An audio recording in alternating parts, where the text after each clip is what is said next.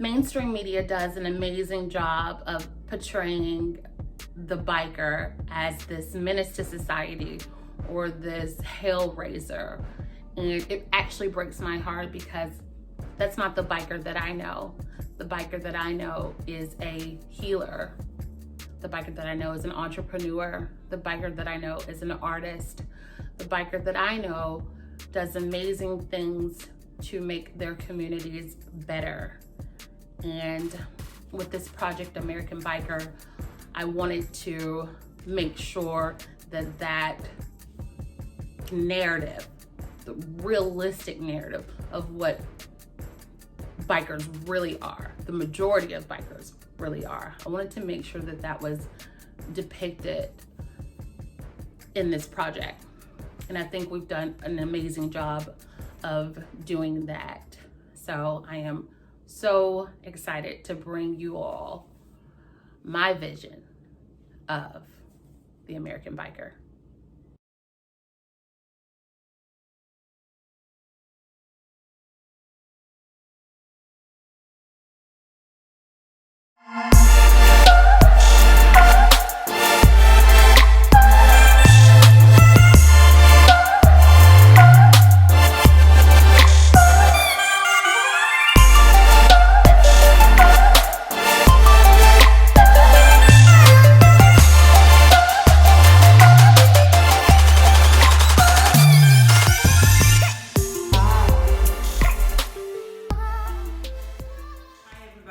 My name is Vee Stat, and I'm an American biker.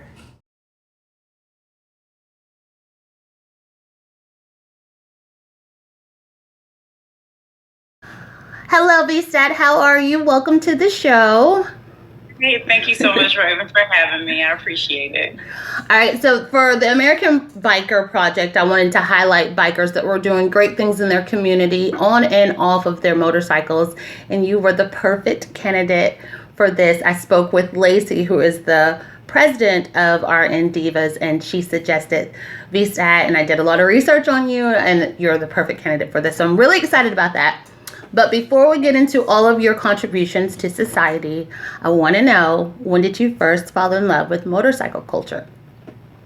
Well, the first time that I fell in love with motorcycle culture had to be my first anniversary party. DT Mob here in Dallas, Texas had their annual blackout, and I just was overwhelmed by how many people came out to show love and celebrate with them, as well as the dancing, because I love to dance. Yeah. And it was just a really good time. It kind of reminded me of college days, and instead of us, being petty and young and not having a lot of money, we literally were able to dress up, have a good time, enjoy our drinks, enjoy each other, and of course the dancing. Bikers love to dance. Yes. It's one of my favorite things too. So that's when I fell in love with the culture. I was like, I could do this every day. Yeah, I mean, exactly. So how old were you when you first started riding?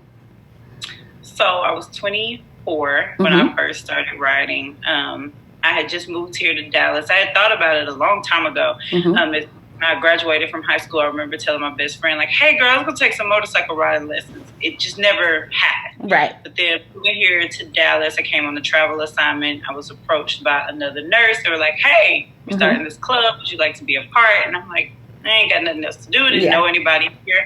So I was like, sure.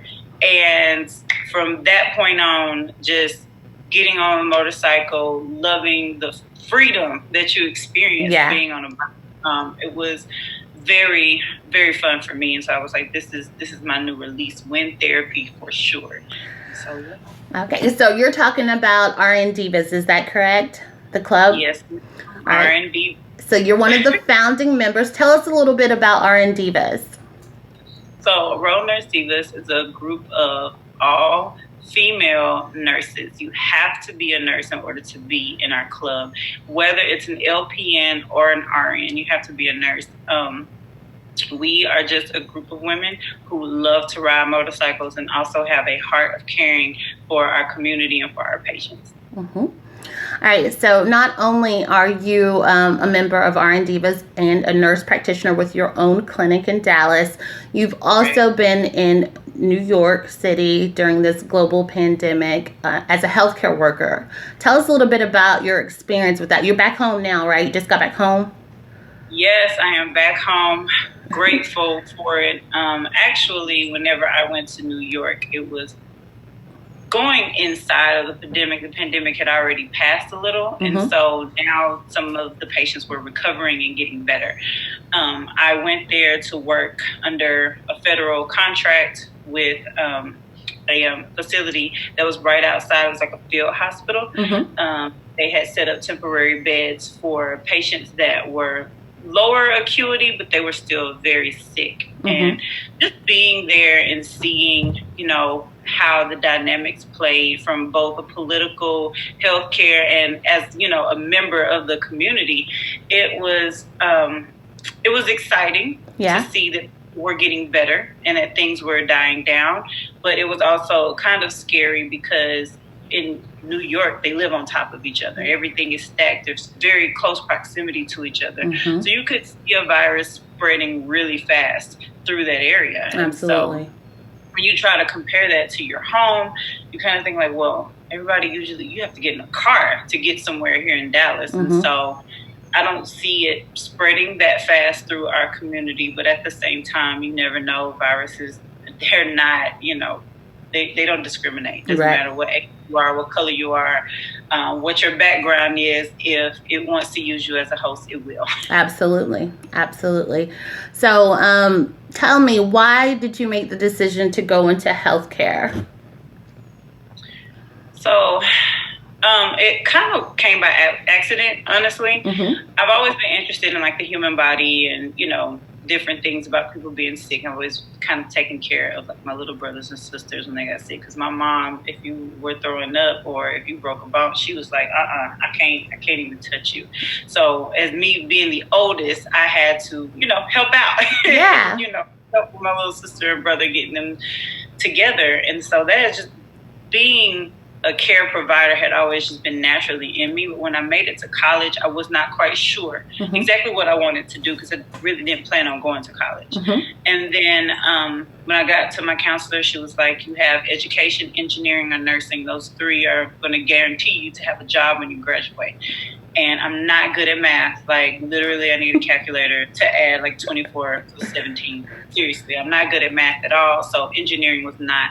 And I really don't like kids. So education was not the other thing for me. So I just said nursing. And she was like, okay, sign me up. And as I got into it and started to learn what it means to be a nurse and what it means to be a care provider, I absolutely fell in love with my career. And now that I'm in it and I've been working in it for the past 10 years, I know for a fact that, you know, this is what I was made to do. Yeah. So you started your own clinic. Tell us about some things that you offer at your clinic.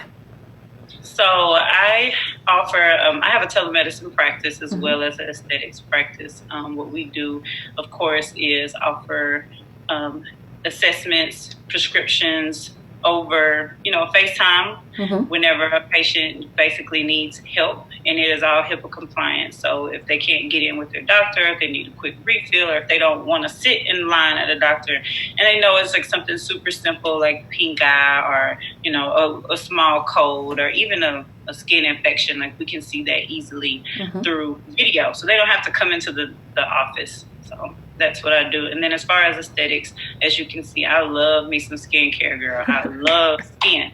So when we do aesthetics, Botox and derma fillers are like my specialty. So that is what I That's do. what I was going to ask you. Can you give me some Botox injections when I'm in Dallas? Yes, sure can. Come see me. The skincare is the big thing. You know, they say a lot of African American women do not use Botox, but it's really not true. They do. And it's good for headaches too, though. It has some benefits, right? Headaches. We can treat TMJs whenever you're lockjaw. Yeah, lockjaw, or your jawbone feel like it's gonna pop whenever you try to open your mouth. We can treat TMJ with it. Also, sweaty palms and underarms. We can treat well. So yeah, Botox has its effects. I love Botox. So amidst the pandemic, you have had to make some changes, and I know that you were in New York, but at home, what are some of the changes that you've made in your practice to like go with what we are able to do now in our states? Well, I'm so glad that my practice was purely based on telemedicine, because the aesthetic side basically stopped. It was elective. Yeah. So as far as the telemedicine, it just increased dramatically. Yeah. I was like, wow, I can't do this. That's what I was about to say. Yeah. So I did have to hire a nurse practitioner and a PA to help cover, because it was just too much. And I would say, yes, it was exciting to see my practice grow, because it changes whenever you're no longer self-employed, but more of an employer. Yeah. And since in Dallas, there weren't that surge of patients going into the hospitals, they did furlough some of our providers. Even I work in the ER still to keep up with my skills and everything. Even I lost shifts and, lost hours. And, it's pretty sad whenever we don't have that backup plan or something that we can rely on. We're relying on these employers to provide us with these opportunities. And so I was just thankful that I had the availability to provide my fellow nurse practitioners and PAs, people who I worked beside for years, with the opportunity to develop some income and do what they do best, is take care of patients. That's awesome. That's amazing. So you've got a lot of other projects going on. Tell us a little bit about your other projects, Vee. So, well, one of the main things is I'm definitely developing my own skincare line. I'm super excited about that. It is taking a lot of time and energy and research, so I'm so glad for this quarantine, because I literally sit in front of my computer and do what I have to do. Also, I want to start doing more in the weight loss area, helping people learn how to eat better. I eat a plant-based diet now. I switched over officially in December. I had already started, stop eating beef, stop eating pork, let go of chicken. It just kept, taking everything away. But finally in December, I finally stopped eating all animal protein. No milk, no cheese, no dairy, no ice cream, nothing, just all plant-based. And I feel amazing. I think it's one of the reasons why my immune system is so strong. I know nurses who have taken care of patients during this pandemic who have fallen ill of the virus themselves, and it has, been devastating to see, your fellow workers struggle with this same disease process. And so I've been blessed to not have any symptoms, not having, any problems at all. So I'm super, I'm a super proponent of we need to do plant-based dieting, because this is going to be the lifesaver, especially for our African American community, since they're the hardest hit during this pandemic, just becoming healthier. And so I think that's going to be one of my next ventures, maybe like a vegan food truck or something like that. We'll see. I 100% agree with you about the plant-based diet, and I think in people's heads it seems like a difficult switch, but we are creatures of habit. So when you get into the habit of plant-based, like even when I go to the grocery store now, I'm going to my plant-based aisle, or I'm going to a plant-based grocery store, and it's just like I used to buy like regular milk and all my dairy products, whatever. I just do non-dairy. I mean, it's just like an easy flip once you get the habit of doing it. So yeah. And I think sustain my diet and me keeping it up, because I'm a foodie girl. I love some food. Yeah. And just finding the alternatives to what I normally like. Like if you normally like fried fish, you got to find an alternative to what fried fish is, which there are plenty of them. You can use mushrooms, which that's what I use. And so tell me how you do that. Explain that to me. This is personal. This is personal. I like to use oyster mushrooms. It has more like a buttery flavor, so it mimics seafood the best. So if you can find oyster mushrooms, I get them from Sprouts. Buy you some oyster mushrooms. What I like to do is coat them in mustard, which that with my regular fish as well. Coat them in mustard, and then my seasoned batter. And usually the batter is just cornmeal, seasoned salt, and pepper, and a little bit of paprika. There you go. Mix it up. Have your hot grease, dip it in the grease, get it out just like it's a piece of fish. And it tastes the same. Really good. It sounds really good. I'm going to check that out. All right, so back to the motorcycles. I know that you and the RNDIVAS, y'all are on the ground. Y'all get on the ground and y'all cross state lines. Tell me what's your most memorable trip you've taken? So the most memorable trip that I have taken was I can't remember the year. That's so bad, isn't it? But we went to California. It was 3 of us who was like, we just gonna ride. And originally it was Vegas, of course, but we, when we got to Vegas, we went on to California. But I did not have the bike to actually make that ride, which I had a Honda Shadow. That was my first bike. That was my starter bike. I loved my Honda Shadow. And, every time I thought about getting another bike, I'm like, dang, they cost this much. Yeah. I'm not, crazy cheap, but hey, I was spending my money on everything. So I was like, I don't know if I can do that. Like, I don't even spend this much for a car. Like, I can't do that. Exactly. When we got ready to go to California, I was like, I'm going to make this ride. And so I rented a Street Glide. And I was like, okay, I'm going to rent the Street Glide. Rode around for a couple of days, really made sure that I could handle the bike, which I could. It was fine. And, man, got on that road and rode to California. I didn't have a backache, a toe ache, nothing. My wrist didn't bother me. The cruise control, the sound on the bike, the music, just being able to just vibe in the wind. And oh my gosh, when I say the beauty of riding through like New Mexico and Arizona to get to Vegas, oh my gosh. Yeah. It's beautiful. So that has to be the most memorable ride for me, because that's when I decided like, hey, I'm going to go ahead and it's worth the money. I see why it costs so much, because the bike was great. Also, I was able to get my iron butt patch on the way back. Yeah. I rode through the snow, the rain, and the wind to get that iron butt patch. That's amazing. A lot to me. So that was the most memorable ride I had. And I went with 2 of our club members, our sergeant of arms and our treasurer. So tell me and tell all of us, what are you riding these days? So I got a Street Glide. Oh, but it is a stock. Of course, everything on it is stock, because like I said, I'm cheap. So I'm gonna be wanting to spend money on getting it all, dressed up and jazzy, but I have some plans with it. But yes, I have a 2015 Street Glide. Nice. And we'll throw some pictures up of your bike on the screen.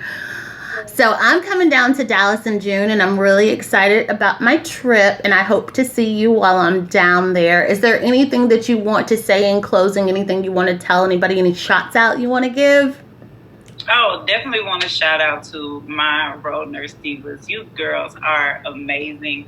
A lot of people talk about female clubs not being able to get along and do this and do that. I absolutely love the girls in my club. We have, we've had our issues, but it has never been anything devastating. And just the fact that we can come together, man, I really want to give a shout out to my prez and my VP. They are the bomb, the best women that you could ever want to be in an organization with. And also all the Dallas biker community. Like, we are very close knit. They've given me so much support on my travels, and it has just been amazing to see how everybody can support each other. Well, that's awesome. And I want to thank you so much for being a part of the American Biker Project. I want you to continue to do great things in your community. We're going to link all of your social media sites and all of your websites in the description part of this video. And I will see you soon. Yes, thank you again for having me on your show. I appreciate it. Thank you so much. Bye, Vee. Bye. Thank you all for watching this episode of American Biker. In the comment section, shout out some amazing American bikers that you know in your community that are doing these amazing things. If you're not already subscribed to the YouTube channel, please do so. And thank you. You all continue to watch for Bikers on the Road. Winn Dixie, out.